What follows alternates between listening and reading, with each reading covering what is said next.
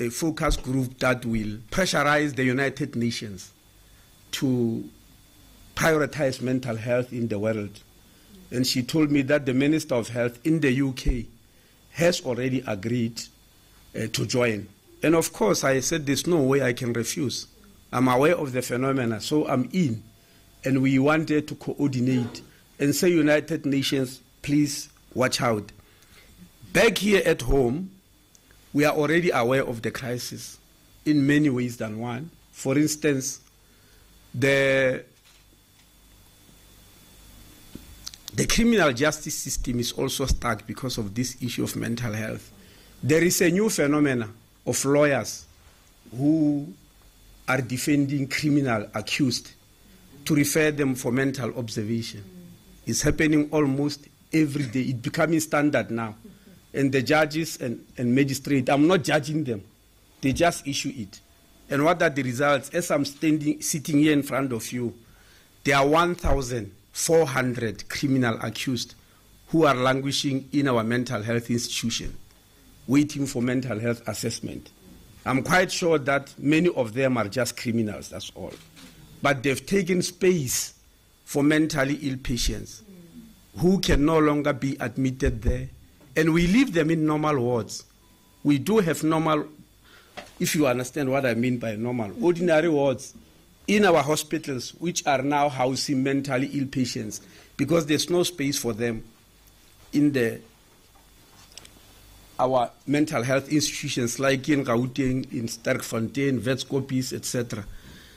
Because there are people there who are waiting for assessment. Now the question will be, why are we not doing it very fast? Because in the public sector, we have got very, very few psychiatrists.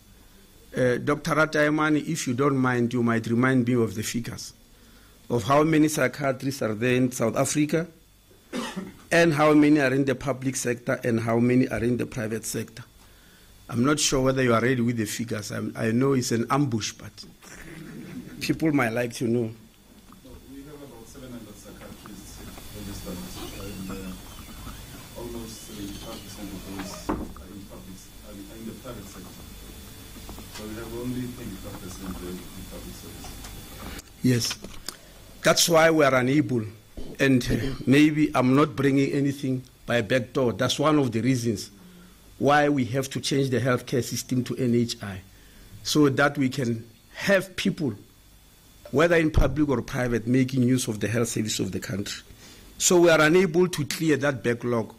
And so in the few months' time, we'll be issuing a contract under NHI, a project, because NHI is not yet a law, but it has got projects. We'll be issuing a contract to hire 51 psychiatrists in the private sector and 72 psychologists to go and clear this backlog so that our mental health institutions can go on admitting really mentally ill patients, not criminally accused, who it is believed might hide behind the issue of mental health, taking advantage of the explosion. That's one of the things that we are faced with. We are also looking into the possibility of expanding that every hospital now in the country must have a ward for mental health. So that is not only mental health institutions that admit these patients. It's the explosion of the phenomena I'm talking about. It's not nice, it's quite scary. And we also hear that even among our students, the phenomena of depression is expanding ever and ever. I was phoned, at least after the funeral of Professor Malegapuru, I was phoned by one student organization, which for now I'll not name, asking for an urgent meeting with me. They said, we've been in the closet for too long. We know many of our colleagues who suffer the problem of depression, but they've been in hiding. Now they want your help, and we cannot get help if we approach the things in the manner that we are doing. So lastly, why am I telling you this story? To defeat this phenomena, we should not make ourselves a laughing stock of the world in the way we did in Life Esidimeni and in the way this Tower case was handled. We need to stick together. We are faced here with an epidemic that can tear our country apart. It does not need people who, are hungry for glory. Because I've realized after Life Esidimeni, there are lots of people who are hungry for glory, who are throwing at everything to be famous on the back of Life Esidimeni, because some did attain fame during that period. So we don't need something like that. We need to sit together, the Psychiatric Association, the professors, mental health professionals, because there is a big problem in the country that needs to be solved. So I just want to thank the Office of Health Standard Compliance once more for this sterling job, and I wish to thank the Ombudsman for once more this very incisive investigation. And just to remind people again, when we established the Office of Health Standard Compliance via the National Health Act 2003, I still remember how difficult it was when I made this proposal about the Office of the Health Ombudsman. People were confused. They said, but we have got councils, the Health Professions Council, the Nursing Council, the Pharmacy Council. What is the Office of the Ombudsman doing? And I tried my best to explain. And when I got it difficult, I just said, this office is the public protector of health. And I thought then people will understand what do I mean by public protector of health. Because I realized within our healthcare system, something was missing to try and protect the health of the population. And I think in this second report of the Ombudsman, we could see that we've been missing that office for a long time. Thank you very much. Thank you, Honorable Minister. I will now, without wasting any time, hand over to the Ombudsman to hand over the report to the Minister and also to the acting chairperson of the OHC board. But I've got only one report.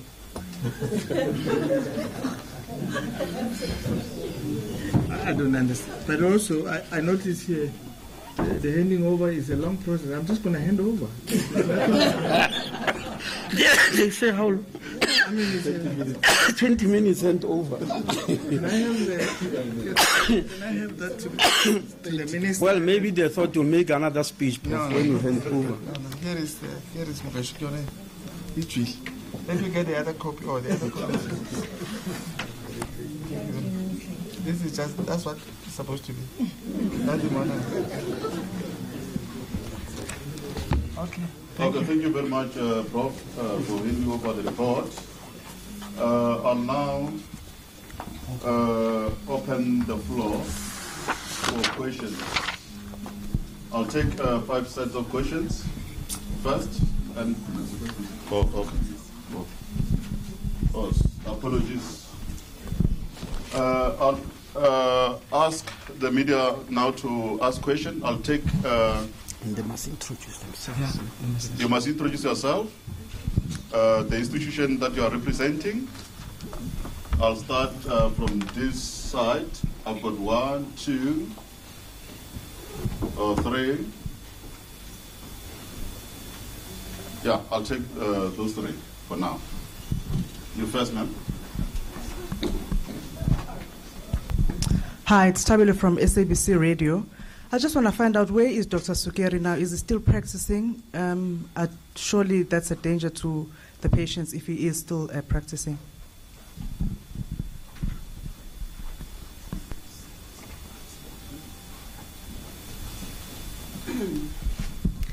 Good day, I'm Suzanne Venter from Rapport. I'm the one who broke the story. So what I want to know, Prof. Makgoba, is when did you go to the hospital unannounced to visit the hospital and to see for yourself what is going on there? And the reason why I'm asking this is because I went to the Eastern Cape and I spent a lot of time there. I spoke to various psychiatrists. Dr. Sukeri was not going to speak on the record. So to verify the information that we wrote, I spoke to 2 former psychiatrists, a former occupational therapist, a former nurse, who were all intimidated at the hospital and due to that left. I also spoke to a doctor who was forced to falsify information in records. And I'm a bit disappointed that the real issues, because yes, he did admit afterwards that he got confused with the death register numbers. But the real issues that he was concerned about and that we wrote about was that there's not enough medical doctors available on the premises for emergencies. There was recently a case of food poisoning. I spoke to the family of that patient and they're still very upset. And there was 36 people who fell ill due to food poisoning. And the seclusion rooms, I'm delighted to hear that they are now no longer in use. And then what was quite shocking to me is just after the report, I spoke to 2 anonymous people who worked at the hospital, actually 3, who told me the Sunday when the paper came out, they got a call from the Department of Health to warn them that there will be an unannounced visit the next day. And then the Department of Health, including the MEC, jumped in and cleaned the hospital. They cleaned out the seclusion rooms. They took out clothes and dressed everyone. They prepared fabulous food. For the first time, the people...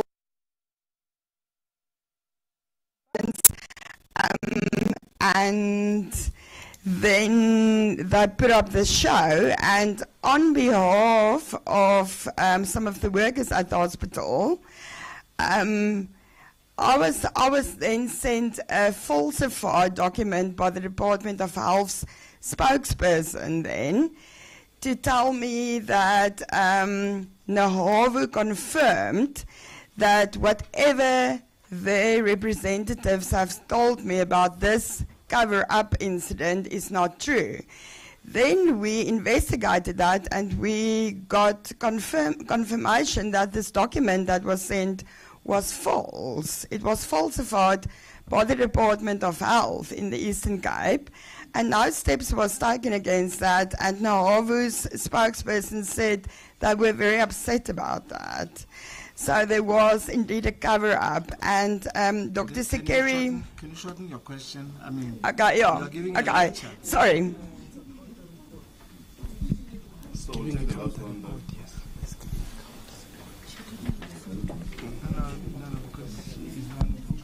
Right. Bernadette Maguire from Health E-News Service. My first question is to Professor Makgoba, which relates to the seclusion rooms. Is it not true that those seclusion rooms, which incidentally were not built in 1894, but were in fact built in the 1980s, would still be standing today if it wasn't for the fact that Dr. Sekeri came out and blew the whistle about what was happening in those seclusion rooms, which in the SASOP reports have been labelled as high risk? So I'd like an answer on that. Then the second question relates to the death registers. When you talk about the death registers and you challenge Dr. Sekeri's science on those death registers, is it not true that it would be very difficult to establish scientifically whether those death registers were correct or not, given that they were handwritten, given that there were 2 separate death registers, and given that there were subsequent allegations of cover-ups relating to information pertinent to this investigation? And what did you do about that? Then the third thing is with relation to the MDT. Now you say that there were these 51 patients were discharged by Dr. Sekeri. My understanding is that that was not done by Dr. Sekeri alone, that was done by a whole multidisciplinary team. And I think we might need to correct on that. And then the last question is for the Minister with relation to the Provincial Task Team report, which I believe has been, according to the provincial spokesperson, on the Minister's desk since April. What is happening with that? Will it be released, and how different is it? Again. Apparently, your provincial spokesperson told me in April that the Provincial Task Team report is on your desk and is awaiting release. Will that be released, and how different is that to this report? Okay, let me answer the question. Okay, thank you very much for the questions. I would like to appeal to all the members here on the floor just to be concise when you ask your questions, in order to allow other members a chance also to also have a bite on the questions. Thank you very much. I'll hand over to Okay. to respond. Okay, I think to deal with the first question, Dr. Sukeri is still a practicing psychiatrist, although he's no longer in the hospital. He's in private practice. So the reason why I'm saying that he should be suspended is because even in private practice, he's not safe to anybody. That's why I'm making that recommendation. The second question, the second issue of Suzanne. Suzanne, I think you have done a lot of work. I've tried to articulate all that you have done, and you have been sort of meticulous. What I'm saying is you have had sources, some of them anonymous. We spent 2 weeks in that hospital talking to patients in the hospital about what they are eating. We didn't get any complaints from them. They complained about having small portions. Now, as I say, that's not a human rights abuse. Again, you gave Dr. Sukeri your figures, 90 were dead. He approved that. He didn't come back to you and say, let's discuss this. In fact, in his own response, he says, he gave you a figure of 86, and you made it 90. Now, when he wrote to your ombuds, all you did was to say, we accept the correction, but you didn't apologize that you made any mistake, implying that you stood by your story. I mean, that's what journalists do all the time. So, you have had your sources. Now, the people from Nehau, we spoke to them. One of them is conflicted because he actually is guilty of something, actually the chairperson of Nehau. So he's undergoing discipline, and therefore his evidence has to be looked with circumspection. You can't simply just take it because he's facing a disciplinary action and he's the spokesperson of Nehau.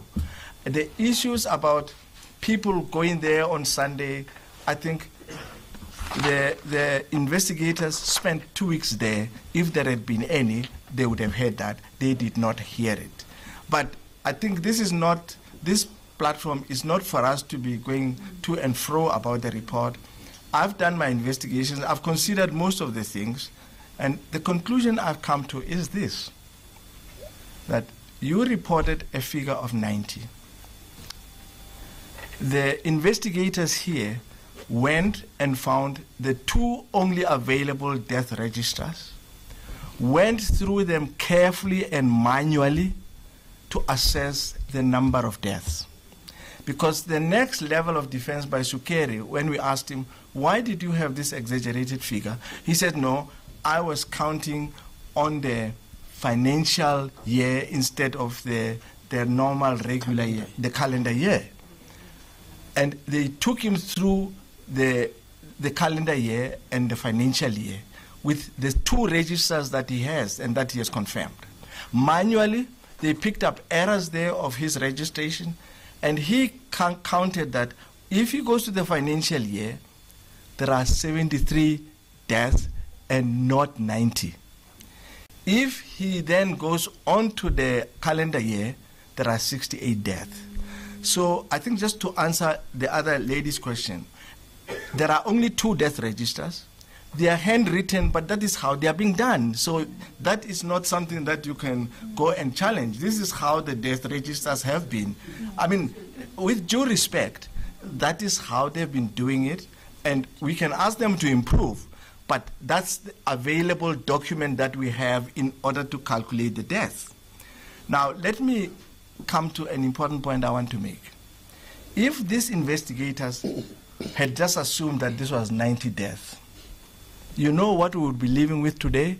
We would be living in our mind with that 90 people had died at Tower Hospital and in 1 year or whatever it is, and we know now it's wrong.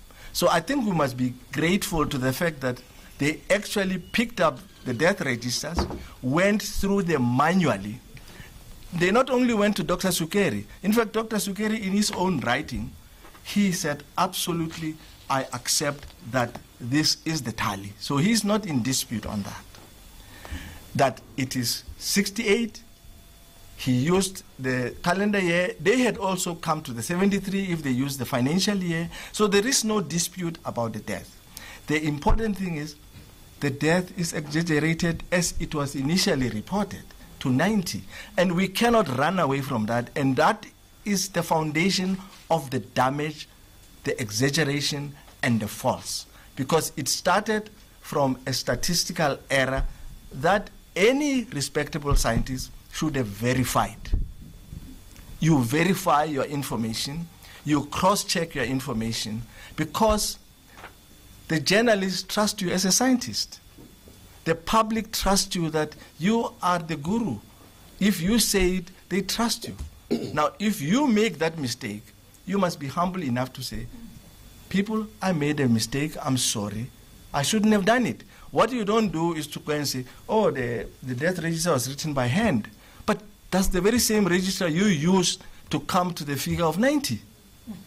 So that nullifies itself.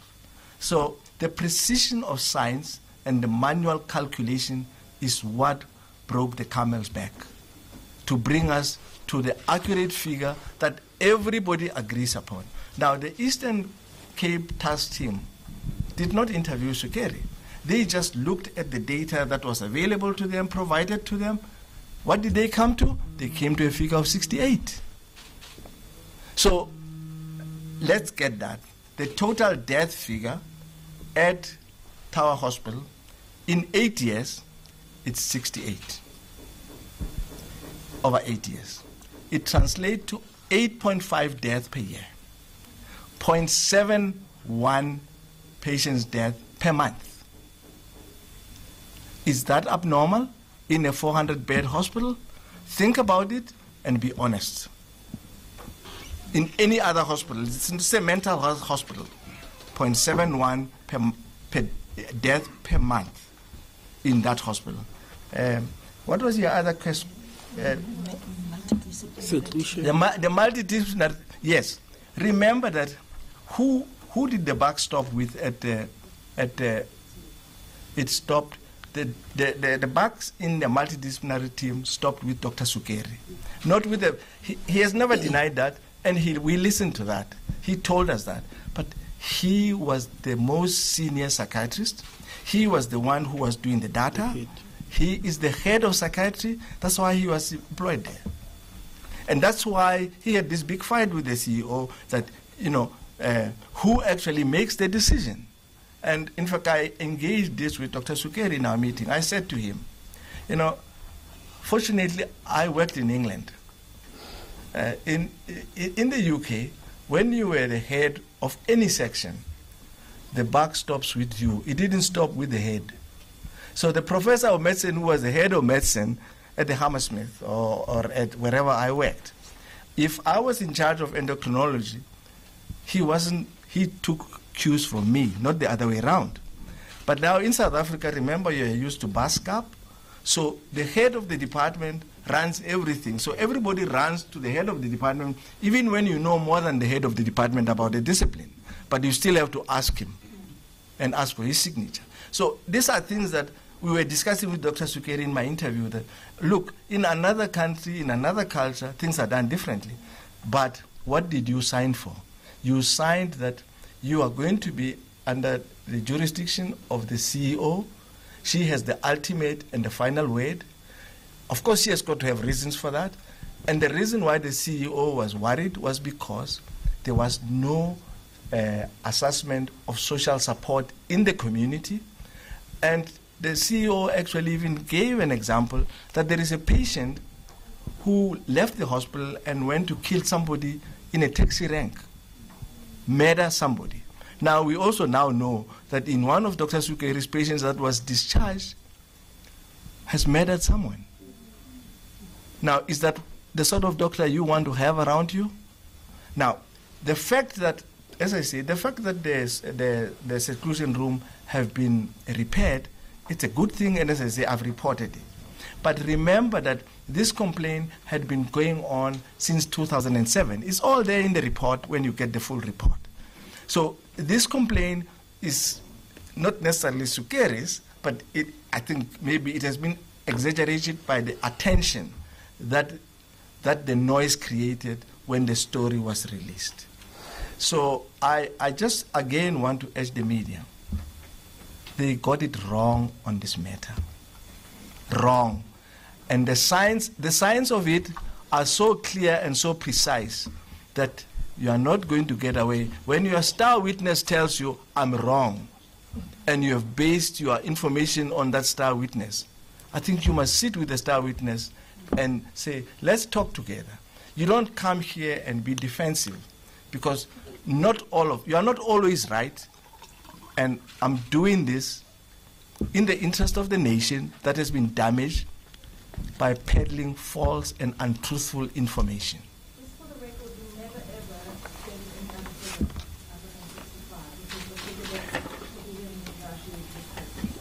165. No, I'm talking about this figure of 90 that created. Who's that? Who are you? Okay. No, I'm just saying, remember that the initial sin, like when Adam and Eve ate the apple, that was the initials. The initial sin of this. I did go to Sunday school, I reported. So the initial sin came when a figure of 90 was banded. I'm not saying that you used it. Yeah. The 36 people with food poisoning. Okay, the 36 people with food poisoning. Yeah. Let me. Yeah. We have agreed that in the Eastern Cape, like in many other hospitals, there are not enough human resources. So this is not a train smash. I think everybody accept that. In fact, Dr. Sukeri wrote about this almost like in 2014. He wrote up because he did a big study. The tech and Section 27, they did that. When we were doing the investigation, we found that there was a vacancy rate of about 57%, however you took it. So the issue of short of staff is, nobody is contesting that, because it's a common issue that is a problem within the health system. So I don't think we should be spending enough energy on that. The issue of the 36 and the food poisoning, we went into that. There is one death. Now, I'm going to ask you, if you have a death and you have had a post-mortem report from a pathologist, and who should we trust? Should I trust the findings of a pathologist, or should I trust a journalist about the outcome of a death? The post-mortem results showed that the one death that happened was natural death after post-mortem findings. And I think if we are a normal society, we should accept that pathologists, when they do their post-mortem, we trust them unless we have reasons not to believe them. So that death, I understand the family is upset, but that is the final cause of death. It's a natural cause of death because the pathologists have done a post-mortem. Of course, if they had not done it, the hospital and the health system would be blamed. You did not do a post-mortem. So they did it. Was there a food poisoning there? We look for evidence of food poisoning. Cultures and not food poisoning, but they were sent. They are also part of what you're going to get in the full report. So there has been a proper investigation about the so-called alleged food poisoning. No causative agent has been found, but the person who died from natural causes on the basis of post-mortem findings. As I say, I'm a doctor. I would believe a pathologist rather than a journalist about the cause of death. Issue. Sorry. Excuse me, ma'am. Sorry. It's just my question. We are avoiding a dialogue. Let's allow other members also to ask questions. We'll have, post interviews after this. Maybe you can ask those questions. Can we have another round, the final round? No. Question? I had a question. Yeah, he needs to answer. Yes. There's a question here about the report of the provincial task team, which I set up, which has been lying on my desk since April. I want to remind you what I said at the Life Esidimeni hearing to Judge Mosenek, that immediately after I got reports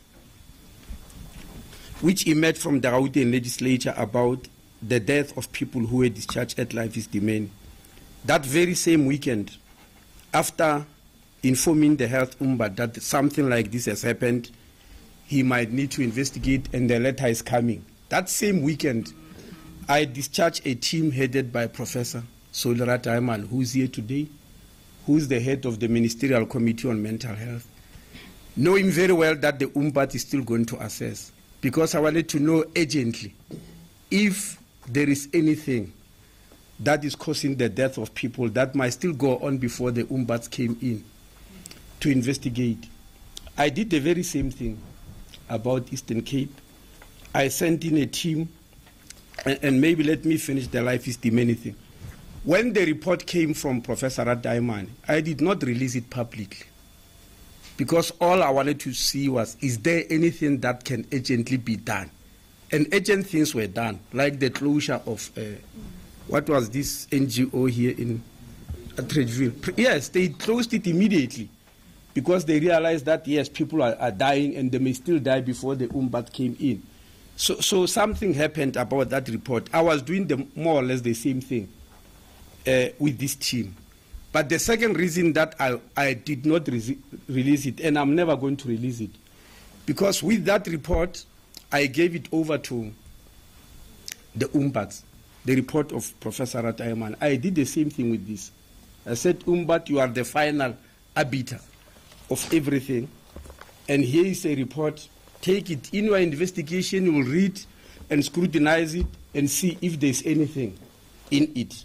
So I handed it over to the Ombudsman. It was never meant to be released for the public, because then, yes, it will be confusing. If you want to know whether it is saying different things from what the Ombudsman is saying, then you can go and look in the Ombudsman report, because it was incorporated.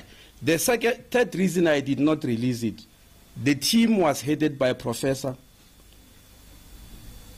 Zuki Swazingela, who is here today. She is the head of the Department of Psychiatry at Walter Sisulu University. She was heading the team. And when I appointed him, I was not aware of something I came aware with when they gave me the preliminary report. She had once written to the Department of Health in Eastern Cape to warn them about the actions of Professor Zugere, this discharge of patients. She did warn and say they are picking up patients who are being discharged without due process, and she's scared about the welfare of those patients. Just for that, I thought releasing a report which was investigated with her heading, when she already knew that something is wrong by the person she's going to investigate, it won't be fair. It won't be fair. So I said, if I release this report to the public, it can be challenged. Me too, I'm challenging it. And not because I don't trust her, but because she has already picked something wrong with the person. She can't then go and investigate and find something not wrong when she already knew that there's something wrong. So it helped to form the basis of the health Ombudsman. And that's why I'm not going to release it, because I don't regard it as a final report in this matter. Thank you. Can I just complete what the minister has just said? When I received the report, I locked it in my PA's office. I didn't read it because I wanted to do the investigations for myself.